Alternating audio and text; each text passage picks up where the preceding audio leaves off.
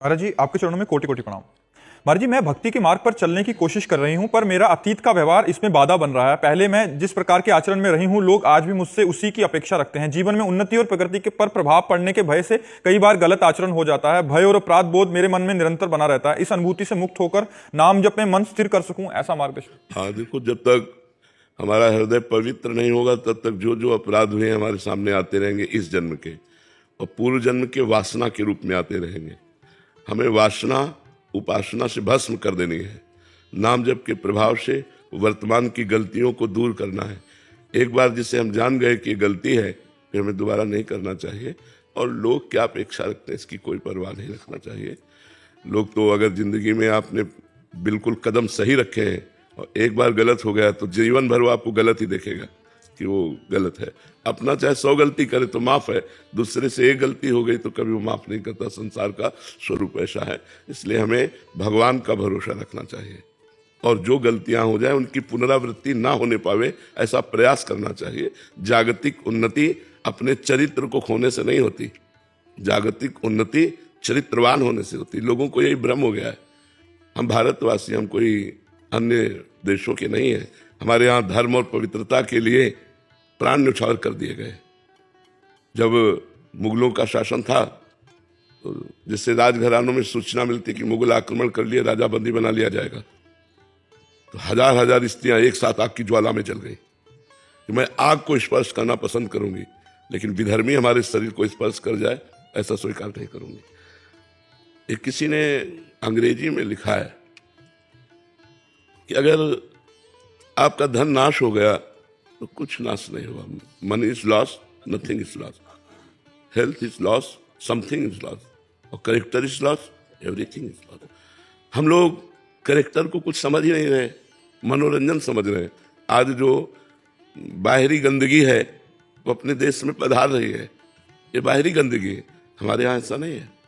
हमारे यहाँ जिस पति को स्वीकार किया आजीवन, उसको स्वीकार करके निर्वाह किया गया है। हमारे यहाँ पतिव्रता हुई है। कहीं किसी पूरे विश्व में बताओ कोई पतिव्रता हुई? यहाँ भूखे रहना पसंद है लेकिन धर्म बेचना पसंद नहीं है। तो हमें लगता है कि हमसे जो गलतियां हो जाएं उनकी पुनरावृत्ति न की जाए और भगवान का भरोसा रखा जाए। उन्नति सदाचरण से होती है। जो असदाचरण से उन्नति होती है उसका परिणाम नाश होता है। जो सदाचरण से उन्नति होती है वो विकास को प्राप्त होती रहती है, वो विनाश को प्राप्त नहीं होती। इसलिए अपनी बुद्धि को शुद्ध रखा जाए। हमारा यदि चरित्र है तो सब कुछ है। हमारा चरित्र चला गया तो क्या? हम राम चरित्र का गायन करते हैं। रावण किस बात में कम था? भगवान रघुवंश में प्रकट होते हैं और वो उत्तम कुल पुलस्त कर नाती। महात्मा पुलस्त का नाती है, कोई साधारण नहीं है। उत्तम कुल पुलस्त कर नाती। जिस वंश को रघुवंश भी प्रणाम करता है उस वंश में उसका प्रादुर्भाव हुआ, पुलस्त ऋषि के कुल में। लेकिन उसे राक्षस कहा गया। किस कारण? आचरण, चरित्रहीनता के कारण उसे राक्षस कहा गया। वहां भी तो विभीषण जी भी तो प्रकट हुए उसी कुल में। भगवान उनसे कहते तुम सारीखे संत प्रिय मोरे, धरो देह नहीं आन नहीं हो रे। तुम्हारे जैसे संतों के लिए मैं अवतार लेता हूं, विभीषण जी से कह रहे हैं। उसी कुल में तो प्रकट हुए। उसे राक्षस कहा गया एक भाई को, और एक भाई को संत कहा गया। तो चरित्र, आचरण, व्यवहार हमको चाहिए। सब कुछ देकर चरित्र की रक्षा करना। चरित्र दे करके लौकिक उन्नति कोई खास बात नहीं है। इसलिए बहुत सावधान, विवेक के द्वारा चलिए।